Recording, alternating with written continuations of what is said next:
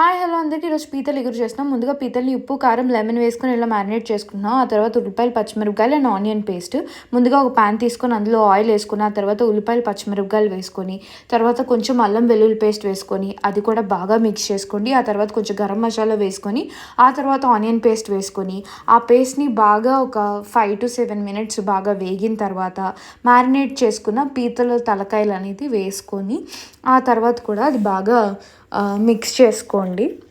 Mix చేసుకున్నాక కొంచెం పసుపు, రుచికి సరిపడంత కారం అండ్ ఉప్పు వేసుకుంటున్నాను. ఆనియన్ పేస్ట్ ఎందుకు వేసుకున్నాను అంటే గ్రేవీగా నాకు ఎక్కువ కావాలి కాబట్టి నేను ఆనియన్ పేస్ట్ వేసుకున్నాను. ఆ తర్వాత చిన్న గ్లాస్ ఆఫ్ వాటర్ వేసుకొని ఒక 20 minutes కనుక సిమ్లో కనుక మనం పెట్టుకుంటే కర్రీ అనేది రెడీ అయిపోతుంది. సో నాకు ఈ కర్రీ అనేది ఇలా ఉన్నది.